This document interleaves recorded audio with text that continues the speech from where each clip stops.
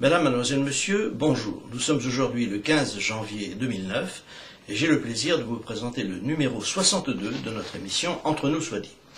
Nous allons commencer l'année avec un sujet d'extrême importance qui aujourd'hui connaît des développements dramatiques au Proche-Orient.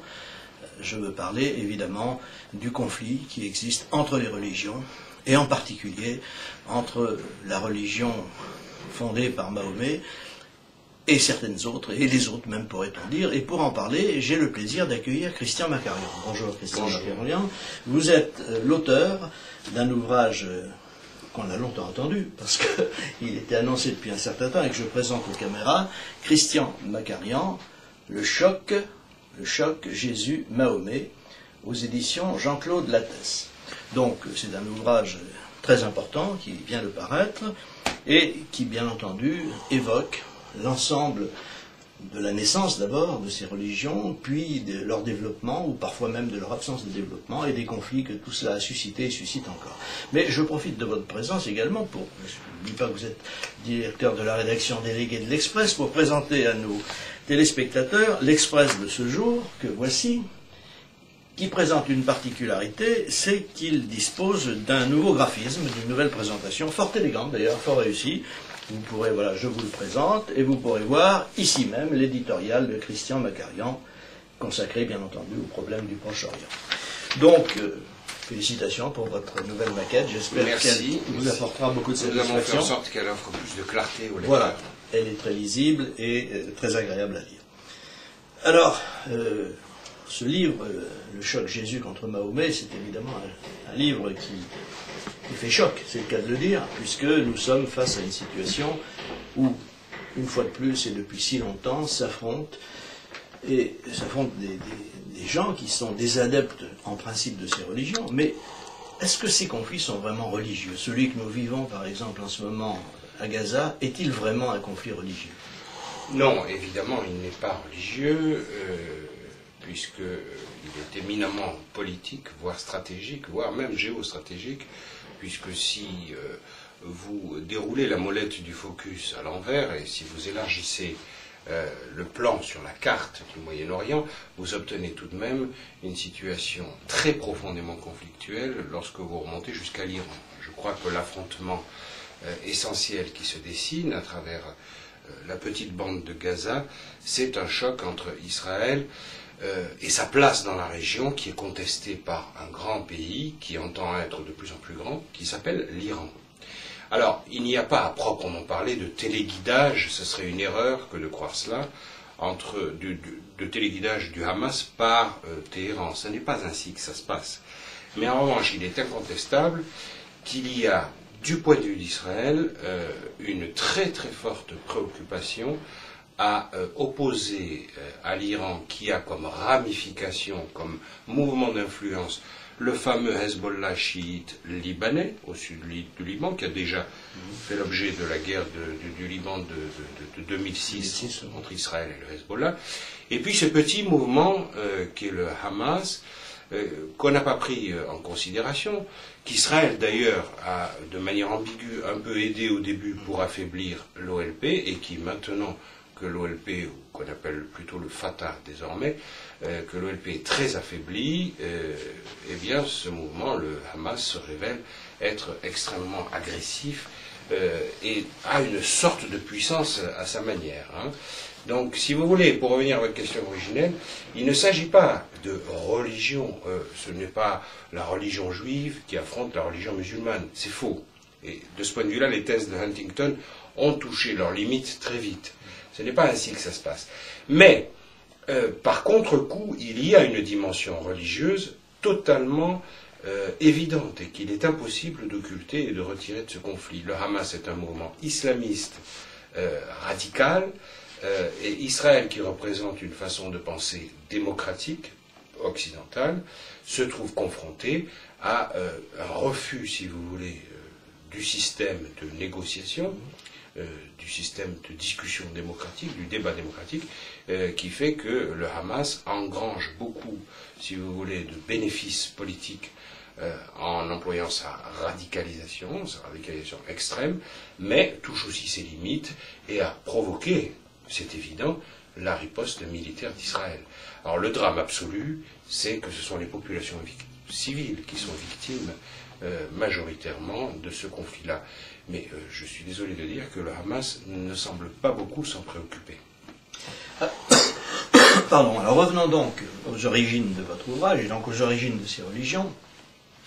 Au fond, l'essentiel de votre ouvrage est consacré à démontrer que la religion musulmane, en tout cas telle qu'elle a été fondée, se prévaut un peu abusivement d'être une religion du livre, alors qu'en réalité, vous le démontrez également, elle a emprunté énormément, tant à la religion du livre de la Bible, et moins au Nouveau Testament. Mais comment se fait-il, et là c'est vraiment une question très difficile, comment se fait-il qu'une religion finalement faite d'apports divers ait pu s'imposer à ce point, et si vite, puisque en moins d'un siècle, elle avait atteint des frontières extrêmement éloignées de son lieu d'origine?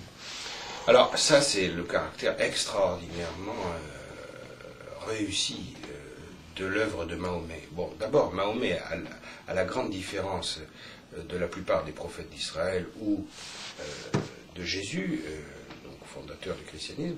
Mahomet a connu le succès de son vivant parce qu'il était un chef militaire. Il a pris le pouvoir dans une ville où il s'est trouvé exilé, une ville qui s'appelle Médine aujourd'hui, Yatrib normalement, devrait-on dire, mais à Yatrib ou Médine, comme vous voulez, il s'est trouvé être un maître absolu, doté des pleins pouvoirs. Alors, il est parti de sa révélation mystique, et il a converti un certain nombre de disciples assez rapidement, et le caractère, si vous voulez, pur de la doctrine dès le départ, par rapport à un polythéisme qui était extrêmement complexe et finissant, et fondé sur des structures tribales, au fond, extrêmement cruelles, Mahomet a apporté une sorte de simplification, de planification, d'aplanissement des conflits, en apportant, si vous voulez, des réponses simples à une vie tribale qui était extrêmement figée. Et vie tribale, cela veut dire, et l'histoire le prouve, qu'il s'est imposé comme un chef tribal lui-même. Il s'est imposé comme un chef tribal, il a négocié entre les tribus, il a lui-même parfois contredit ses propres principes au nom de la réalité politique, et il a posé, de toute façon, très vite, à travers des batailles militaires qu'il a gagnées, il a posé, si vous voulez, la figure d'un véritable conquérant. Et ça a énormément contribué à son succès. Alors pourquoi est-ce que ça s'est répandu si vite historiquement? Parce que toutes les populations de langue sémitique de cette région, donc on est aux environs de 580, on est entre 590 si vous voulez et 650. Mahomet meurt en 632, mais il faut déborder un peu de ces dates très précises biographiques pour comprendre le phénomène. En gros, vous trouvez une époque où Israël n'existe plus depuis bien longtemps, il y a des communautés juives disséminées, un petit peu d'ailleurs en Arabie, dans la ville de Médine, où Mahomet va être... Trois tribus qui ne vont pas s'en trouver très bien. Voilà, Mahomet va souhaiter dans un premier temps une négociation avec ces tribus, mais en espérant se faire reconnaître comme prophète, il va être rejeté et il va persécuter et réprimer très durement ces tribus, à travers des scènes de massacre qui sont assez connues. C'est un peu la face noire, si vous voulez, du prophète, l'élimination des juifs de la région de Médine. Mais il y a des communautés juives un peu partout. Il y a surtout ce qu'on appelle aujourd'hui des Arabes qui portent des noms différents. Il y a des Nabatéens, des Syriaques, toute une série de peuples qui peu ou prou ont des langues d'origine sémitique qui leur permettent de communiquer assez facilement. Ces langues vont plus ou moins s'agréger autour d'un noyau central qu'on appelle l'araméen, donc c'est une langue d'échange très pratique. Et il y a peu de centres urbains, sauf une ville très importante, très ancienne, qui est Damas, qui se trouve au nord. Donc là se trouvent ces populations sémitiques, qu'on appelle aujourd'hui par abus de langage les Arabes, si vous voulez, parce que la langue arabe et l'islam a unifié tout ça, n'étaient pas unifiées, et elles étaient très très majoritairement chrétiennes, mais de christianisme schismatique par rapport à la centrale de tout le christianisme oriental qui était Constantinople. Alors non seulement Constantinople était isolée par rapport à la chrétienté occidentale, puisque très vite la cassure s'est faite entre Constantinople et Rome. En 1054, le schisme sera scellé, mais déjà, à l'époque de Mahomet, la bisbille est très forte. Donc ce monde oriental chrétien vit isolé du reste du monde. Et à l'intérieur, si vous voulez, de ce monde-là, qui s'étend de Constantinople jusqu'à la mer Rouge, vous avez une infinité d'églises qui proclament à travers des schismes et des différences de définition de la nature du Christ, par exemple, qui proclament leurs différences et leurs divergences par rapport à Byzance, à Constantinople. Ils sont donc déjà, ces chrétiens d'origine sémite, sont déjà impropres à la mentalité grecque, si vous voulez. Ils sont donc dans des formes d'églises émiettées, si vous voulez, qui sont toutes en contentieux avec Constantinople. Le fait qu'un monothéisme d'origine sémite, conquérant, simplificateur, l'islam est simplificateur, sorte tous ces petits peuples du Moyen-Orient de leur soumission à Byzance, de leur tracasserie, de leur écrasement fiscal, parce que Byzance prélevait des impôts très forts, des troupes. L'exigence de Constantinople a énormément contribué à l'éradication du christianisme dans cette région. Il en reste les petites taches actuelles qu'on appelle les chrétiens d'Orient. Hein. Bon, mais majoritairement, l'islam s'est répandu extrêmement vite vers le nord. Il était naturel que les successeurs de Mahomet aillent vers Damas, qui était la grande ville, la ville de la culture syriaque. La langue syriaque a aidé à la construction de la langue arabe par l'alphabet, par la grammaire, parce que c'était une langue plus ancienne et plus structurée, qui a permis l'accentuation de l'arabe, la création d'un certain nombre de lettres qui manquaient à l'alphabet arabe. Donc la langue arabe s'est affinée au contact avec le syriaque, au contact avec la Syrie. Il y a donc eu une symbiose dont l'élément fondamental est que ces populations avaient des mentalités communes et qu'elles avaient un contentieux avec Byzance que l'islam, si vous voulez, réglait d'une certaine manière. Puisque on ne niait pas le Dieu unique, on ne niait pas totalement le Christ, puisque l'islam en parle dans plusieurs sourates, de Jésus, de Marie, des grands personnages de la Bible, mais on donnait, si vous voulez, une branche sémitique de langue arabe ou arabisante, arabo-syriaque, on donnait une sorte de réponse culturelle globale et une très grande réponse politique à la souffrance ou à l'isolement de toutes ces populations de Syrie, de Jordanie, d'après la carte actuelle, hein, ce que nous appelons aujourd'hui la Jordanie, la Syrie, l'Irak, ces pays-là qui n'avaient pas de distinction aussi nette à cette époque-là, vont accueillir à bras ouverts et très facilement l'islam, qui ne va pas d'ailleurs user du tout de persécution ou de grandes, comment dirais-je, de grandes batailles militaires pour s'imposer. Ça va se faire de façon assez naturelle. C'est ce qui explique que l'islam, apportant des réponses simples, 5 obligations seulement religieuses, hein, pas cette incroyable construction théologique dans laquelle les conciles organisés par Constantinople embourbaient le christianisme oriental. C'était une sorte de rafraîchissement, de simplification formidable qui se faisait en plus sur un fond culturel beaucoup plus commun que la langue grecque. C'est donc ce qui a donné à l'islam sa force en quelque sorte militaire, puisque l'unification de toutes ces populations peut fournir des soldats, et donc les musulmans se lancent à la conquête à la fois de l'Est et de l'Ouest d'abord, et ils arrivent effectivement jusqu'à Poitiers, 732, tout le monde connaît la date, et de l'autre côté, vers l'Est, eh bien, ils arrivent jusqu'à l'Inde, et on peut dire qu'au moment où, au 8e siècle, pratiquement, on peut considérer qu'une grande partie du monde est sous la domination et sous la croyance musulmane. Alors le Coran, est-ce que Mahomet est l'auteur du Coran ? Non. Non, Mahomet est l'initiateur du Coran. Il n'en est pas l'auteur. Quand Mahomet décède, on dispose vraisemblablement d'un certain nombre de paroles qui sont répétées selon les usages tribaux, si vous voulez, de la péninsule arabique, qui n'étaient pas différents des usages de l'ancien peuple d'Israël, qui pratiquait la vérification du témoignage. Vous savez, il y avait des témoins d'honneur qui étaient habilités, avant que la Torah soit portée par écrit, à reproduire telle ou telle parole, et qui les connaissaient par cœur. Alors on multipliait ces témoins, et on faisait en sorte qu'il répète exactement la même chose. C'est ainsi qu'on vérifiait que la parole était exacte. Donc tout cela a été également employé pour consigner, si vous voulez, dans les esprits et dans les mémoires, les paroles de Mahomet. On dit aussi beaucoup qu'il y avait un certain nombre de fragments écrits.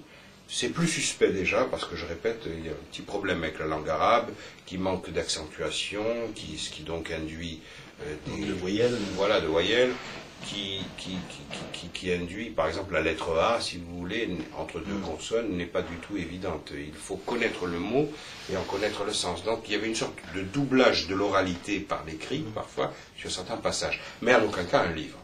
Alors comment en est-on arrivé au livre? D'abord parce que Mahomet en parle. Dans le Coran, il est question du livre, al-Kitab en arabe, c'est-à-dire ce fameux Coran, serait la réplique terrestre du livre posé sur la table de Dieu dans le ciel. Ça, c'est un très, très important débat, parce que si le livre est dans le ciel, ça veut dire qu'on ne le discute pas. Voilà, si le livre est posé sur une table auprès de Dieu, ça veut dire que sa reproduction terrestre est forcément intouchable puisqu'elle est de la même nature, de la même essence que Dieu. Ce qui va introduire d'ailleurs un débat ultérieur, on aura le temps d'en parler, très très intéressant au sujet du statut du livre. Bon. Mais très vite, si vous voulez, le Coran, donc, étant la reproduction terrestre de ce fameux livre imaginé dans le ciel, ou sans parler d'imagination, d'acte de foi, si vous voulez, mais entre un acte de foi surnaturel et un produit matériel, il faut bien qu'il se passe quelque chose, n'est-ce pas, pour le produire. Bon, ce qui va se passer, c'est qu'à la mort de Mahomet, ses successeurs, les califes, vont dans un processus très complexe et très long que je raconte dans le livre, mais dont on va dire l'essentiel pour vos téléspectateurs. Il se produit un schéma littéralement de rédaction du livre. Alors, on prend les paroles de Mahomet. En arabe, ça s'appelle des hadiths, c'est-à-dire les dits du prophète. Ce que le prophète a dit.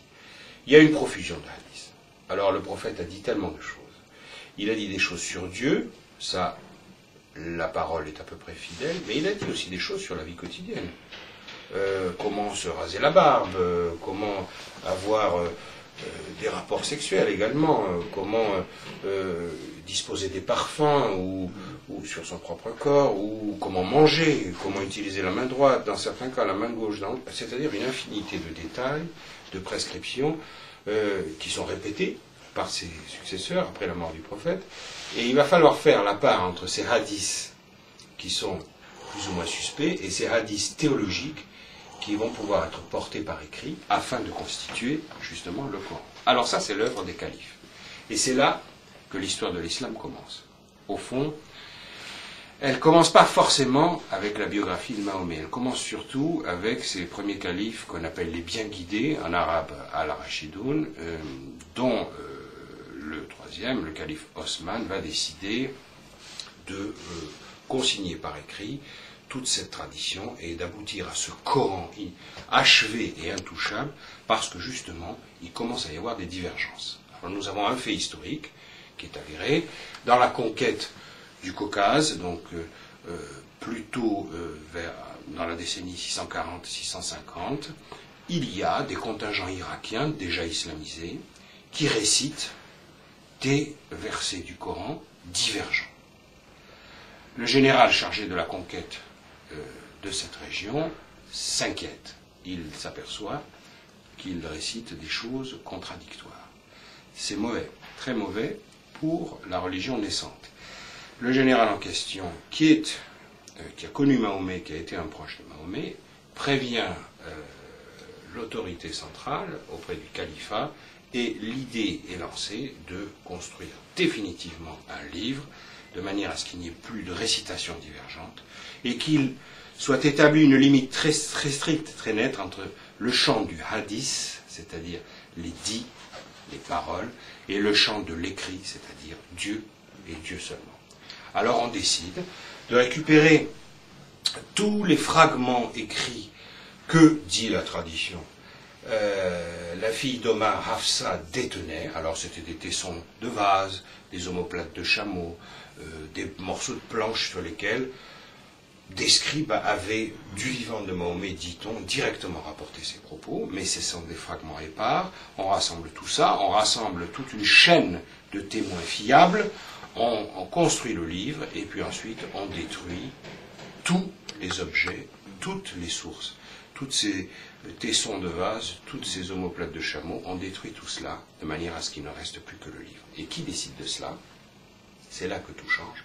C'est une autorité politique. C'est le calife. Ce n'est pas une autorité religieuse. Car en mourant, Mahomet ne laisse pas de testament religieux. Il ne dit pas, il doit y avoir l'équivalent d'une église chargée de la transmission. Il ne dit pas même qu'il doit y avoir des imams. Tout cela est constitué ensuite. Mahomet laisse le champ ouvert. Donc il est facile, si vous voulez, d'introduire la critique moderne du Coran à partir même de bases 100% islamiques, à savoir que Mahomet n'a pas donné d'instruction sur la suite. C'est la suite qui a décidé elle-même qu'il allait en être ainsi. Donc là s'opère une première décision politique qui marque une rupture très nette avec la tradition juive qui produit des textes qui se transmettent selon des chaînes de fiabilité extrêmement anciennes, et la tradition chrétienne qui, elle, a constitué cette institution censée représenter Dieu sur terre, qu'on appelle l'Église, qui n'est rien d'autre que l'assemblée des croyants au départ.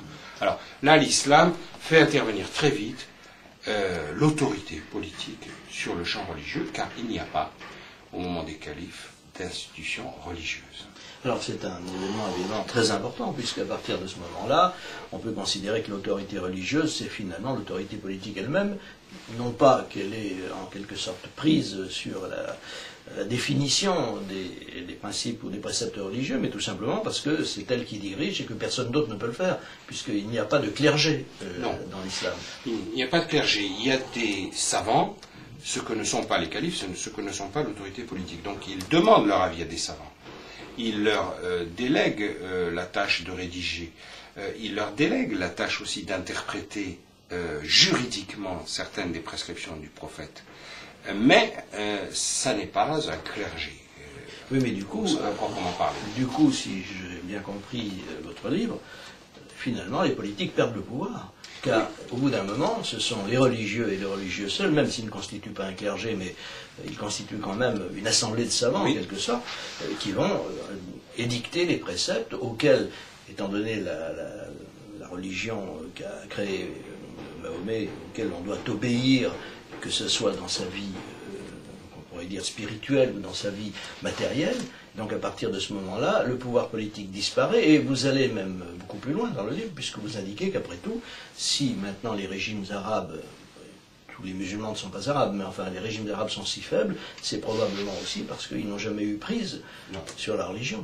Oui, la religion au sens juridique, au sens normatif, ce qu'on appelle en arabe la charia, c'est-à-dire tous ces principes religieux qui régissent la vie sociale, quotidienne, familiale, la vie collective, mais aussi en matière fiscale. Donc tout cela découle d'un certain nombre de préceptes religieux qui sont consignés par écrit dans le Coran, mais dans cet échange, au fond très bizarre, d'un point de vue romano-chrétien, ou césaro-chrétien si vous voulez, dans cet échange très bizarre entre le pouvoir politique qui décide de constituer le livre et le pouvoir religieux qui tient la dragée haute au pouvoir politique en disant mais le juridique c'est nous, et c'est nous qui disons, et là les imams commencent à se constituer, l'imama commence à prendre forme, et il y a une assemblée de savants, même si ce n'est pas une église, même si ce n'est pas un clergé, ces savants ont des moyens de science, de connaissance du livre, d'interprétation du livre, que les politiques n'ont pas. Donc dans cette, si vous voulez, échange de pouvoir, quelque chose de malsain au sens politique stricto sensu s'installe, c'est-à-dire que le politique est dépouillé du juridique et le religieux n'est pas autonome pour autant. Il y a une sorte de symbiose constante qui est couverte par le fait conquérant. La conquête, si vous voulez, donne l'impression que tout ça fonctionne très bien puisqu'on conquiert et que la religion s'est installée, mais pour les raisons qu'on a indiquées tout à l'heure. Mais fondamentalement, une fois que la religion a acquis un territoire, ce qui se passe à l'intérieur est constamment en pleine mutation. Et on a tout le temps cet échange très curieux, très souvent conflictuel, entre le politique et le religieux et le politique. Si bien que très, très rapidement, les califes vont concéder beaucoup aux religieux. Et les religieux vont également influencer fortement la société civile, donc la société politique, donc la vie de la cité, dans cette curieux échange qui est très très spécifique à la culture et à la civilisation musulmane. Alors, nous allons marquer une brève pause pour faire en sorte que tous nos téléspectateurs qui ont pris des notes puissent les consulter, car après l'émission, il y a interrogation écrite, comme toujours, mais tout simplement parce que, pour des raisons techniques, nous nous arrêtons quelques instants, mais bien sûr, nous reprenons aussitôt. À tout de suite. Madame, mademoiselle, monsieur, bonjour à nouveau. Nous reprenons le cours de notre émission Entre nous soit dit, dont l'invité est Christian Macarian, écrivain, journaliste, directeur de la rédaction déléguée de l'Express, qui vient de publier aux éditions Jean-Claude Lattès un ouvrage extrêmement important intitulé « Le choc Jésus-Mahomet ». C'est un ouvrage qu'il faut lire absolument, car si l'on veut vraiment comprendre toutes les implications des conflits modernes, en tout cas de ceux qui impliquent une connotation religieuse, il est important de savoir de quoi l'on parle, et de ce point de vue-là, évidemment, notre connaissance progresse beaucoup. Vous venez de décrire, Christian Macarian, donc les origines de l'islam, les origines du Coran, la percée politique conquérante de l'islam et des musulmans. Il faudrait quand même aussi que nous venions maintenant aux deux autres religions, puisqu'elles ne sont pas absentes de votre ouvrage, loin de là. Alors, dans une comparaison très frappante, un peu dans le style de celle que Malraux affectionnait, vous citez un auteur qui indique qu'il y a un problème de temps qui se pose. La religion juive s'est construite en un millénaire à peu près, la religion chrétienne en un siècle, et c'est ce que Malraux appelait les raccourcis saisissants, et l'islam en une dizaine d'années pratiquement. Donc, après la mort du prophète. Après la mort du prophète. Donc, la religion chrétienne, donc, vous consacrez évidemment de nombreux développements à la naissance du christianisme et donc à la prédication de Jésus. Ce qui est frappant d'ailleurs quand on compare Jésus et Mahomet, c'est qu'au fond, il commence à prêcher assez tard. Jésus a 30 ans, et Mahomet, il en a à la quarantaine. Tout à fait. Et par ailleurs, vous consacrez aussi des développements aux évangiles et notamment à leur datation. Alors finalement, où en est-on aujourd'hui de la définition qu'on peut donner des évangiles? Est-ce que ce sont vraiment des répertoires, en quelque sorte, des paroles et des événements que Jésus a illustrés, ou bien est-ce que ce sont, je ne sais pas, des écrits philosophiques ou... Qu'est-ce qu'elle est actuellement? Parce qu'on s'est beaucoup disputé sur ces choses-là et on continue. Et on n'a pas terminé. Et on n'a pas terminé. Où en est-on là, actuellement? Alors, si vous voulez, l'ensemble du mouvement échelonné sur le XXe siècle, et le mouvement se perpétue aujourd'hui, consiste en gros à reculer la date que l'on tenait pour exacte à la fin du XIXe siècle. Donc, on est plus proche de la vie du Christ. Non, plus loin. Plus lointaine. Ah d'accord. La reculée. On a reculé la date de confection, de rédaction, d'achèvement des évangiles. Alors la théorie la plus en cours, il n'y a aucune preuve archéologique de tout cela. Il faut bien le savoir.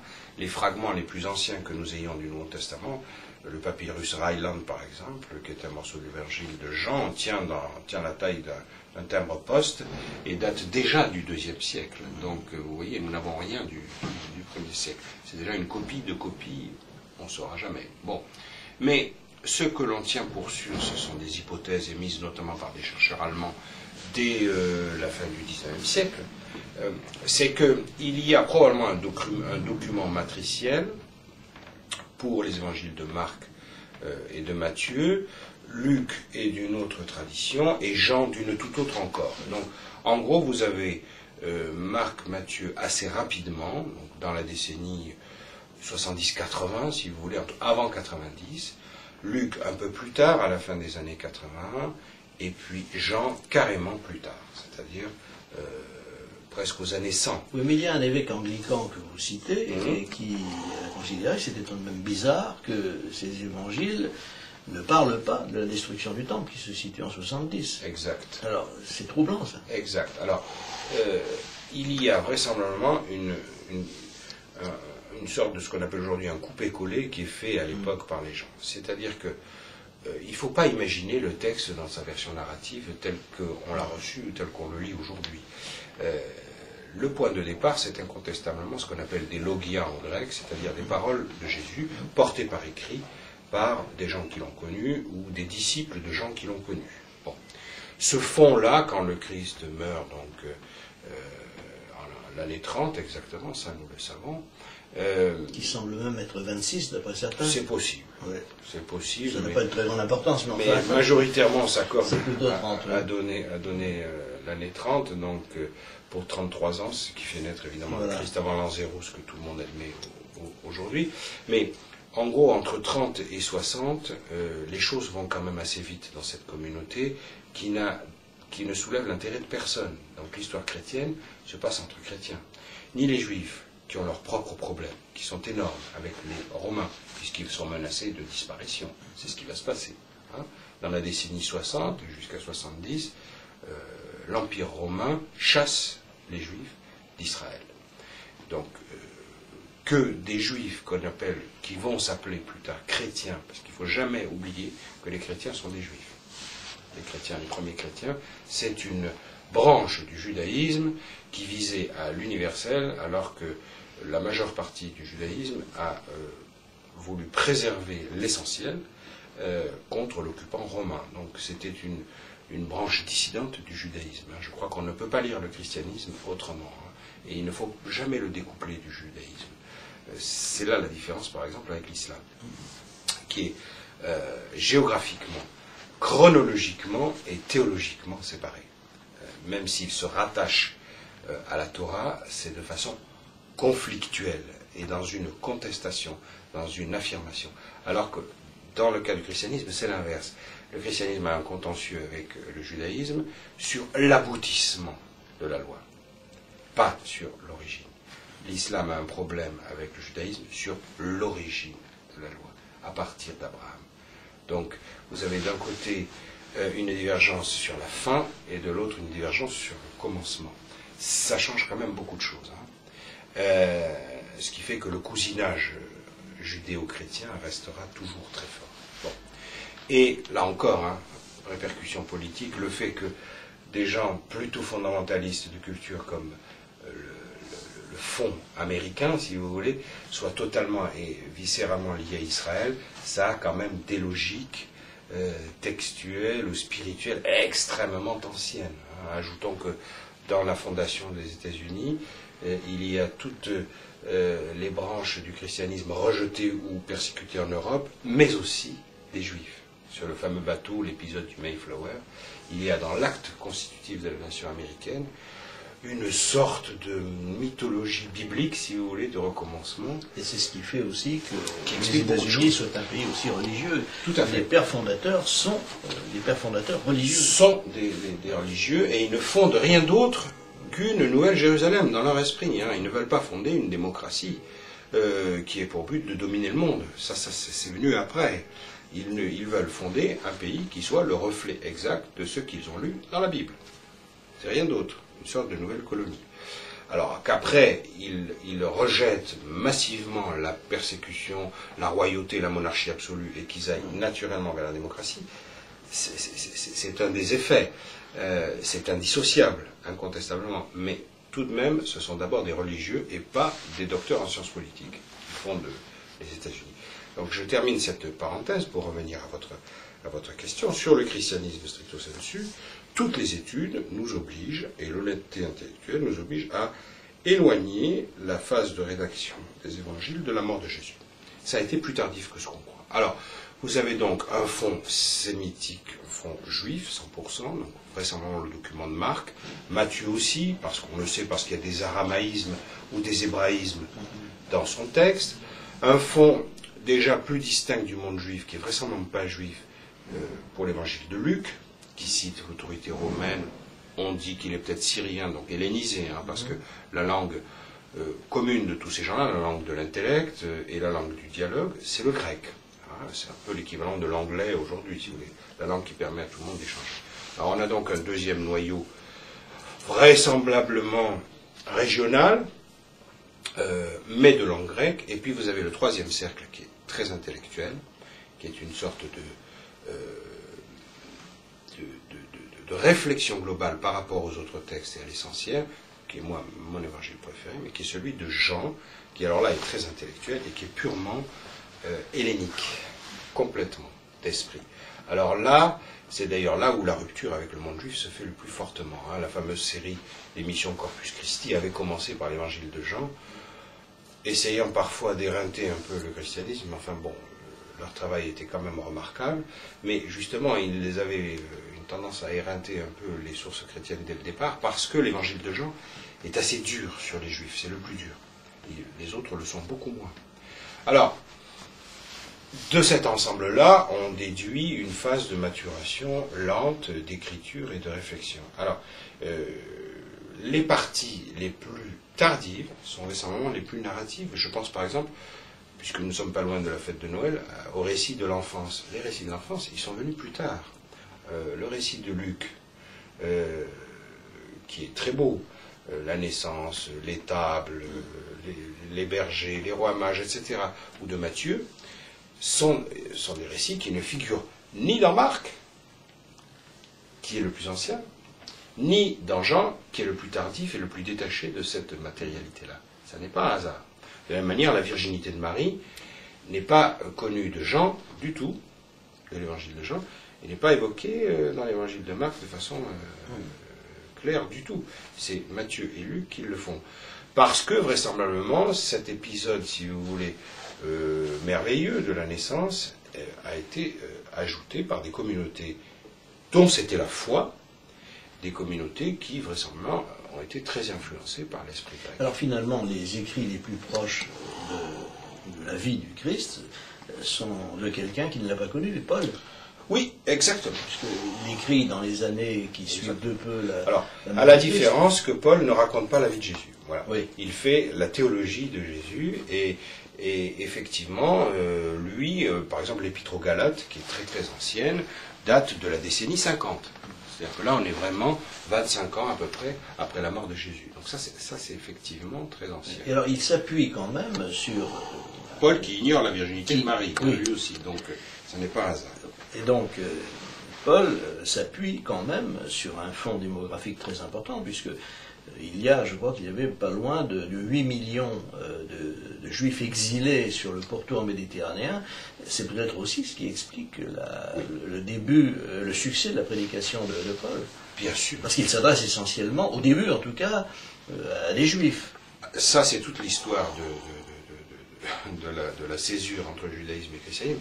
Paul pense parler à des juifs, puisqu'il est lui-même juif, de la diaspora, et très vite, très très vite, il s'aperçoit que ça ne va pas marcher du tout, et il produit ce discours parfois un peu agressif vis-à-vis des communautés juives, parce qu'il lui arrive d'être rossé par des juifs. Il leur en veut. À la sortie d'une synagogue, c'est raconté dans les Actes des Apôtres et dans certaines épîtres, Paul est rejeté par la communauté juive. Donc il va très vite élaborer le discours de la rupture et ouvrir le christianisme à sa perspective actuelle. C'est pourquoi par abus de langage on dit parfois qu'il a fondé le christianisme. Je ne crois pas du tout qu'on puisse dire ça. C'est Jésus qui a fondé le christianisme, mais ça n'est pas Paul. En tout cas, Paul lui a donné une ampleur qui probablement n'aurait pas eu lieu si le christianisme s'était replié sur le peuple juif. Mais cela étant dit, le message du Christ interdisait cette forme de repli, parce qu'à partir du moment où il y a une telle ouverture à l'autre, au sens indéterminé du terme, il y a un moment où on ne peut pas se tenir à l'autre qu'on connaît. Il y a d'autres ailleurs.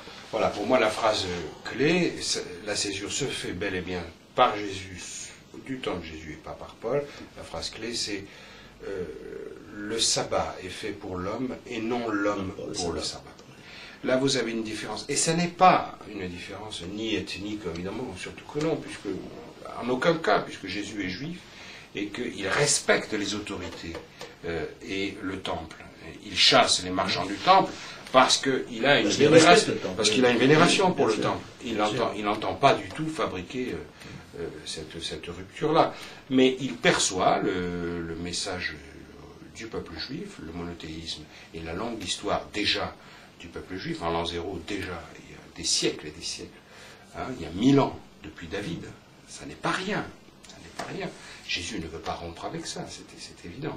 Il veut simplement lui donner une portée spirituelle plus profonde et universelle, absolue. C'est-à-dire que ça s'adresse à tous les hommes dans l'espace et que dans l'intériorité, ça soit fondé davantage sur l'esprit que sur la loi.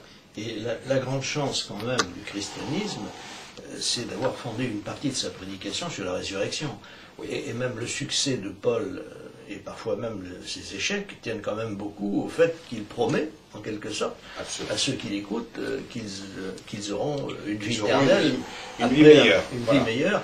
Et d'ailleurs, je crois me souvenir qu'il a essuyé quelques difficultés, notamment à Corinthe, puisque les chrétiens convertis se sont aperçus qu'ils mourraient quand même, que certains d'entre eux mourraient quand même, ce qui était évidemment pour Paul un peu ennuyeux. D'ailleurs, à ce propos, je ne savais pas que Philippe Bouvard est un extraordinaire théologien. Il ne le sait pas lui-même d'ailleurs, sans doute, mais il a écrit dans un de ses articles récents: le christianisme, c'est quand même extraordinaire. Des milliards de morts, une seule résurrection.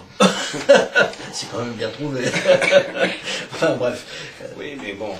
C'est ainsi. L'essentiel, c'est la foi. Voilà, l'essentiel, c'est la foi, et puis c'est le Christ est le Messie. Donc, voilà. Il est le prototype de cet aboutissement eschatologique, de ce grand projet divin qui est la vie éternelle.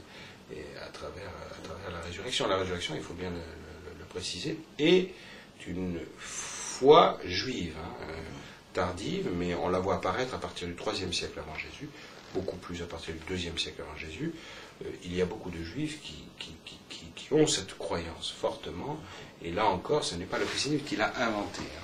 Il faut bien faire attention. Mais le christianisme était évidemment très sensible au fait que la situation du monde étant ce qu'elle est, c'est-à-dire qu'on croyait vraiment à la fin du monde. Oui. Au moment de la prédication du Christ, oui, c'était une croyance qui était très répandue. Tout à fait. La fin des temps, c'est un thème constant et c'est visiblement une obsession chez Paul. Oui. Vous le disiez tout à l'heure. C'est une obsession. Paul tape à toutes les portes pour dire: le royaume arrive, c'est fini, convertissez-vous, allez vers la vie éternelle. C'est un message qui est facile à comprendre dans un monde méditerranéen, avec un taux de mortalité inimaginable aujourd'hui, une souffrance physique terrible, des injustices sociales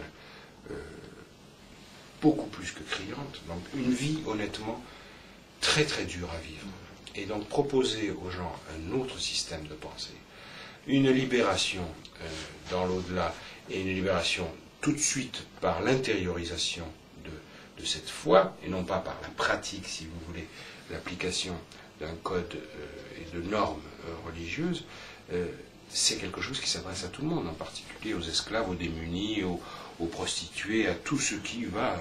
tout le monde peut espérer. Fortement, voilà, tout le monde peut espérer. Alors, il y a évidemment, à partir de là, un aspect absolument essentiel qui nous permet d'appréhender l'avenir, c'est la réforme. Je ne parle pas de la réforme protestante, je parle de la réforme générale d'une religion. Bon, l'islam manifestement s'est figé, et ce que l'on appelle l'ijtihad, c'est-à-dire l'explication, l'interprétation des textes est pratiquement en panne, alors que, et vous le soulignez je crois avec force, en ce qui concerne le christianisme, le simple fait de pouvoir discuter de la parole divine, ce qui ne veut pas dire la mettre en doute forcément, mais en tout cas discuter son interprétation, a créé en quelque sorte la liberté de penser. Oui, tout à l'heure nous parlions des évangiles, il y en a 4. Oui. Qui peut supporter qu'il y ait 4 versions différentes, virgule, divergentes, virgule, contradictoires parfois, de la même vie de celui qui est tenu pour le Fils de Dieu? Si on admet qu'il y ait 4 visions et des contradictions assumées, puisque l'Église a retenu ces textes et elle ne les a pas écartés, eh bien ça signifie qu'on fait appel à ce qu'on appelle la lecture. Et la lecture est faite par un lecteur. Et un lecteur est un esprit. Donc on est appelé à exercer non seulement la faculté de ses yeux pour déchiffrer un texte, mais aussi de son esprit pour comprendre, pour interpréter et aller vers autre chose.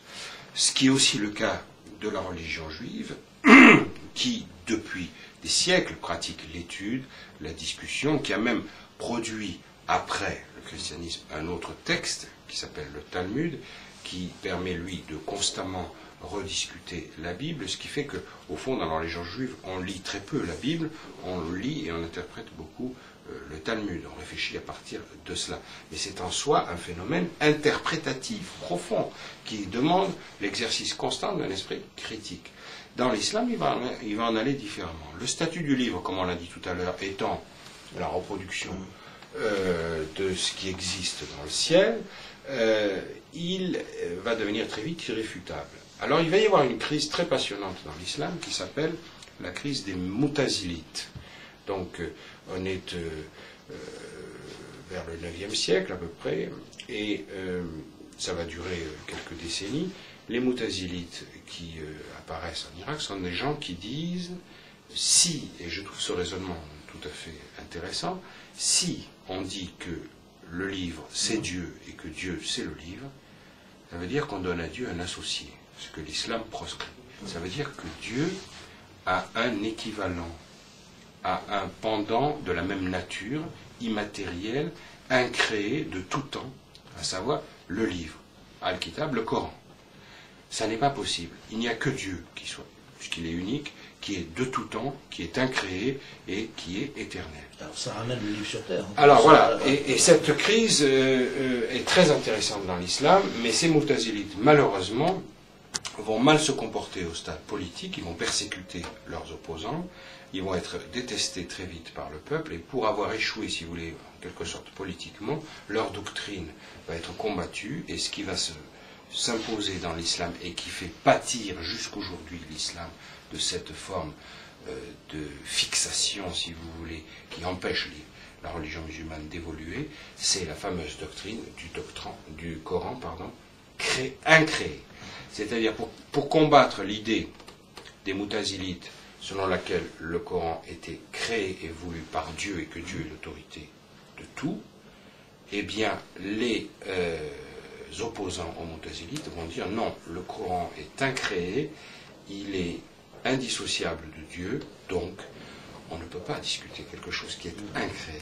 Et ce faisant, il ferme les portes de l'ijtihad, il ferme les portes de l'interprétation, et il ferme la discussion. Et à partir de l'an 1000, l'islam va se figer dans cette attitude-là. Et c'est tout le problème d'aujourd'hui, puisque finalement, ce à quoi on s'oppose actuellement, je trouve opposé à une religion qui est quand même pratiquée par un nombre important de Français maintenant, puisqu'il y en a, je crois, pas loin de 6 millions. Oui.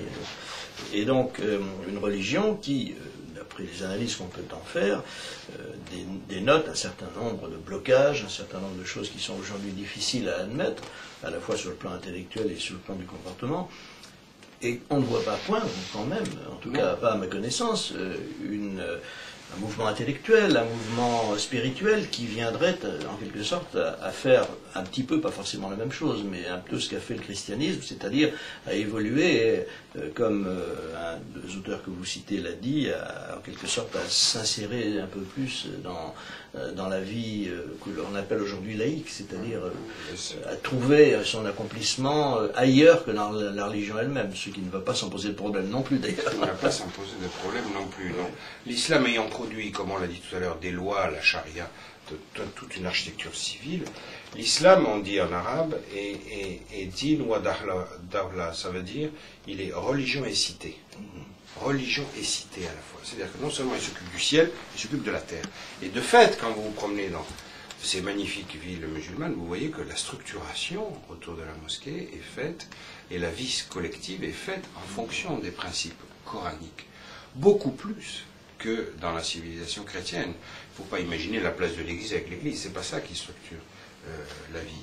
La vie musulmane est réglée par le ramadan, par la prière que vous entendez qui s'impose à vous, donc par l'oreille, donc qui pénètre dans votre cerveau 5 fois par jour. Vous avez le ramadan qui induit un système social de solidarité, d'une construction sociale extrêmement d'ailleurs efficace, même remarquable par certains côtés, mais qui, encore une fois, installe la religion au cœur de la cité et qui empêche la sécularisation, c'est-à-dire que quand vous vous détachez de Dieu, il faut se détacher aussi de tout le tissu social, ce qui est très dur.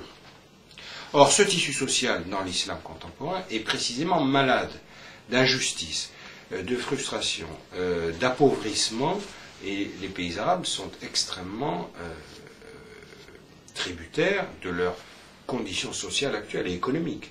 Ce sont des pays pauvres, où règne une très forte injustice, beaucoup de corruption, et donc, si vous voulez, le premier mouvement qui se réclamant de la pureté originelle, de la pureté des textes, donc des islamistes, et qui dit, moi je rétablis le lien social, je vous donne ce que vous n'avez plus, j'instaure entre vous, qui n'avez plus rien de commun, une sorte de fraternité, de solidarité au nom du Coran, etc., eh bien, ce mouvement-là est tout de suite gagnant.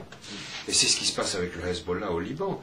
Le Hezbollah est un système social fantastiquement efficace, là où l'État a échoué, là où les structures sociales sont corrompues, là où la justice et les tribunaux proclament la loi du riche et méprisent le faible, eh bien l'islam apparaît comme un fantastique moyen de corriger tous les défauts de la société politique et civile, ce qui explique largement le retour de la religion musulmane au devant de la scène. Mais ce faisant, la boucle se referme, et comme on vient de le dire, l'esprit critique n'étant pas installé, hélas, on referme complètement, on fait poser un couvercle sur toutes ces sociétés, et il se produit aujourd'hui, dans l'ensemble du monde arabe, il y a moins de production de livres que dans l'Espagne du XVe siècle.